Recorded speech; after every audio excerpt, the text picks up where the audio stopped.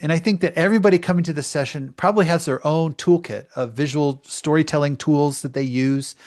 And I think it's important to make sure that we're using the right tool for the job. And there are a number of different ways in which I would categorize the types of visualizations. So we have comparison charts, we have trend charts, we have composition charts, we have relationship charts, distribution charts, spatial charts, and flow charts. And I would say in most cases, I would say the vast majority of us are using charts on this top row. Obviously, there are going to be certain people who use a lot of maybe spatial data, or they're doing a lot of deep statistical analysis. And so you're going to be using histograms and all kinds of things. But often even if we are using those things, often we need to bubble it up a higher level. And then that again brings us back to this top row. So in terms of what are some examples of the different chart types under these different categories here? So we have under comparison, you have your standard kind of bar charts and column charts. Some of you may be familiar with slope graph charts or dumbbell charts. And then even in some cases, a table can still play a role in our comparing and sharing information. Trend data, you got your line charts, your small multiples, column, stacked column area.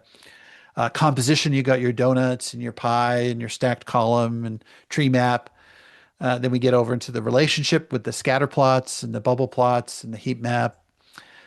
Distributions, histograms, box plots, strip plots.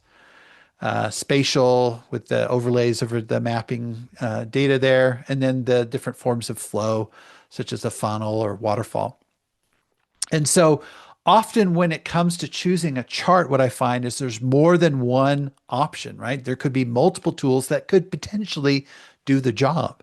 And so it's really about choosing the optimal tool that's going to we could do it in 5 minutes with another tool, but it would take 1 minute with this tool. Same thing goes with how we're communicating our information, right? In this case here, these are all very similar. They all have a scale involved. And so you have the bar, the lollipop, and the dot plot. Any one of these could be chosen to communicate the information. And so it's really about deciding what's going to be best for my audience, what's going to be best for maybe the unique features of the data that I'm sharing. So let me give you an example here. So we have investments by annual ROI, and we have a couple of years of data that we're sharing here. And this chart works. It's a group bar chart. It works fine, but maybe let's see if there's another variation that maybe communicates our key points better. And so this would be the first example here. We have the slope graph. So the slopes of the lines indicate how much change has occurred. You know, the steeper the line, the more indication of change. If it's flat, we see that there's no change. So this might be a good approach. Another approach would be bar with a target line, right? So the target line represents the previous year, and we can see which of these have exceeded that previous year's results. Very similar, the bar and bar with the gray bar in the background representing the first year, and then the other bar in front representing the most current year. And then finally with the dumbbell chart here, we can, instead of looking at the lengths of the bars, we're now looking at the difference between the tips of the bars, if you will. And so as you can see here, there's lots of different ways of communicating the same information. And I kind of use the analogy of, it's kind of like if you envision moving into a new home and you said, okay, the living room, we're going to put the TV here on this wall. We're going to put the couch over here and the rug here. And then you do that. And then you move in and you realize, oh, wait a second. The sun from the window makes it impossible to see the TV screen if it's on this wall. So let's move the TV screen over here, which means we need to move the couch. And anyways, what I'm implying with this example, this analogy, is that often until you may have a good plan of how you're going to visualize the data, until you actually get the data in, see it, start playing with it, and then maybe experimenting or iterating to see if there are maybe there's a better way to represent it, to visualize it for your audience. Hey, James, I think you have another example from thinkcell that you're going to share in this area.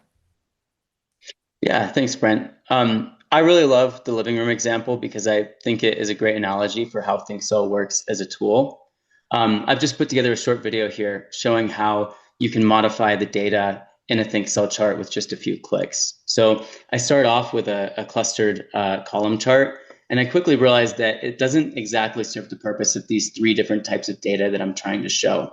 So what I did was I turned my head count from a column into a line, and then I turned my targets from a column into a target line. And so now with these three different ways of visualizing the data, I have a much better story. I'm able to highlight what I want to. And again, I was able to do all of that with just a few clicks. And I can continue to iterate on this as I need to get the message across that I want to. That's awesome. That's great. Yeah, that's really important when we can iterate like that and really find the perfect visual, representation of the data to support our key points that we're making.